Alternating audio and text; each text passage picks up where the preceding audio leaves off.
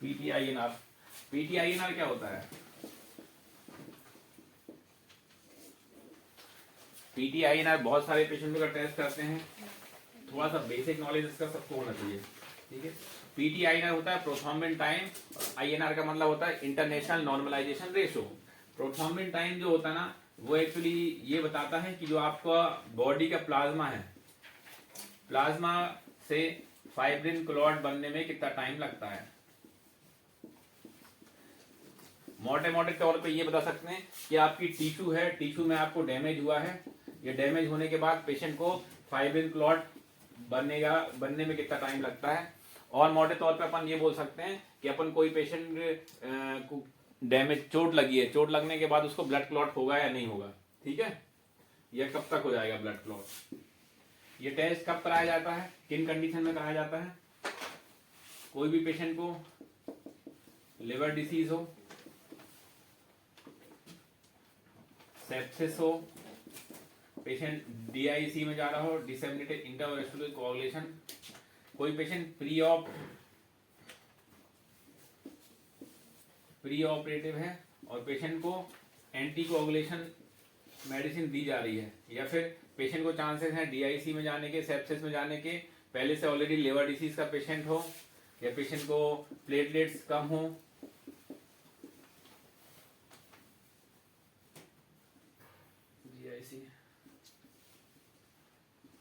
Oral anti coagulation medicine ले रहा हो, तो पेशेंट का उसका वैल्यू देखनी पड़ती है कि उसको खून अच्छे से पतला हो रहा है नहीं हो रहा है। तो ओरल एंटी कोआगुलेशन तो लेगी। तो कोई भी पेशेंट हो जो ऑलरेडी ओरल एंटी कोआगुलेंट्स ले रहा है, ओरल एंटी कोआगुलेंट्स क्या होते हैं? वारफेरिन, एसीट्रोम, ये ले रहा है, तो अपन को देखना रहता है कि खून उसका ऑलरेडी पतला हो रहा है कि नहीं हो रहा है ना। और प्री ऑप में बहुत ज्यादा जरूरत पड़ती है। कोई पेशेंट है जिसको लिवर डिसीज है, बिलिरुबिन बढ़ा हुआ है, SGOT-PT बढ़े हुए हैं और प्लेटलेट कम है, पेशेंट हाई रिस्क में है, सेप्सिस में है और हाई ग्रेड फीवर आ रहा है और पेशेंट को ऑपरेशन करना हो, ऐसी कंडीशन है, उसमें अपन को PTINR कराना पड़ता है कि अपन ने ओपन कर लिया, उसके बाद पेशेंट को पता चला ब्लड क्लॉट ही नहीं हो रहा है, ठीक है। DIC, सेप्सिस, लिवर डिसीज, ये सब हो गए। अब इसको समझने के लिए थोड़े से 2-3 पाथवे आपको पता होना चाहिए। पेशेंट को कभी भी चोट लगती है ना, कोई पेशेंट का टिश्यू डैमेज होता है ना, तो उसमें बॉडी में 2 तरीके के पाथवे काम करते हैं। एक होता है इंट्रिंसिक पाथवे और एक होता है एक्सट्रिंसिक पाथवे। दोनों पाथवे एक्टिवेट हो जाते हैं, दोनों का अलग अलग पाथवे हैं। क्लॉटिंग फैक्टर्स होते हैं जो अपने 12 क्लॉटिंग फैक्टर होते हैं ना, पता है किसी को? क्लॉटिंग फैक्टर्स पता है? इंट्रिंसिक पाथवे होता है, उसमें 12, 11, 9, 10 ये सब एक तरीके से क्लॉटिंग फैक्टर्स होते हैं। यहाँ पे 7 होता है क्लॉटिंग फैक्टर, उसके बाद दोनों मिक्सचर होके क्लॉटिंग फैक्टर 2 से सीधे फिर क्लॉट बनता है। तो एक दोनों पाथवे होते हैं, दोनों पाथवे मिलके ये ब्लड क्लॉट करते हैं। इन पाथवे में किसी भी फैक्टर की डेफिशिएंसी हो जाए, ठीक है, किसी भी फैक्टर की डेफिशिएंसी हो जाएगा तो फिर ये आपका जो कोआगुलेशन है वो डिस्टर्ब हो जाएगा। तो ये PTINR जो है,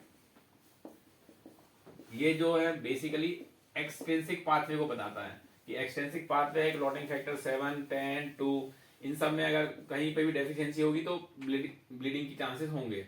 इसके अलावा एक और टेस्ट होता है APTT। ज्यादातर जगह अपन दोनों टेस्ट कराते हैं, PT और APTT, और कराने भी चाहिए। APTT लेकिन थोड़ा सा कॉम्प्लिकेटेड टेस्ट होता है, हर कहीं होता नहीं है, इसलिए अपन नहीं कराते हैं। PTINR सब जगह अवेलेबल हो जाता है। APTT यूजली क्लॉटिंग फैक्टर 9 की डेफिशिएंसी बताता है और इंट्रिंसिक पाथवे को बताता है। तो इंट्रिंसिक पाथवे में कोई भी दिक्कत होती है तो APTT बढ़ता है, एक्सट्रिंसिक पाथवे में कोई भी दिक्कत होती है तो PTINR बढ़ जाएगा। तो कोई भी फैक्टर की डेफिशिएंसी होगी उन कंडीशन में भी ये बढ़ जाते हैं। ज्यादा डिटेल में याद करने की जरूरत नहीं है, बस थोड़ा बेसिक आइडिया रखो कि कोई भी अगर टिश्यू डैमेज होता है तो आपके बॉडी में दो पाथवे एक्टिवेट हो जाते हैं, एक इंट्रिंसिक पाथवे और एक्सट्रिंसिक पाथवे।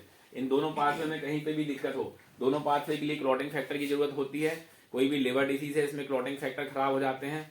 और क्या है, नॉर्मल वैल्यू कितनी होती है PTINR की?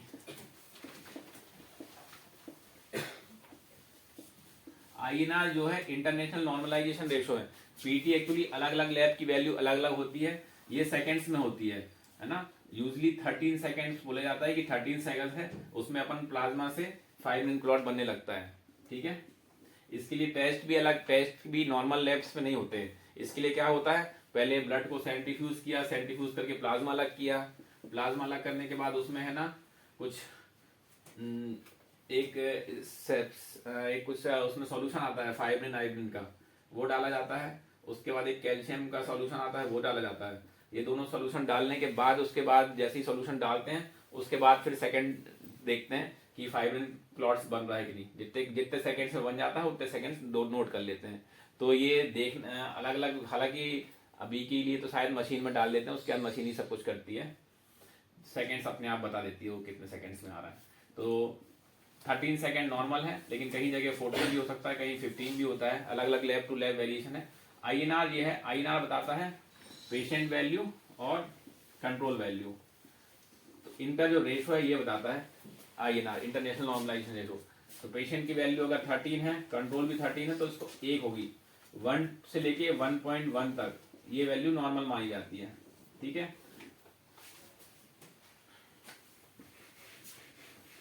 अलग अलग, जैसे कोई पेशेंट का वॉल्व रिप्लेसमेंट हुआ, metal valve replacement, aortic valve replacement, कई पेशेंट होते हैं DVT के, डीप वेन थ्रोम्बोसिस, इन पेशेंटों को अपन एंटीकोगुलेशन देते रहते हैं। इन पेशेंटों का टारगेट रहता है अलग अलग।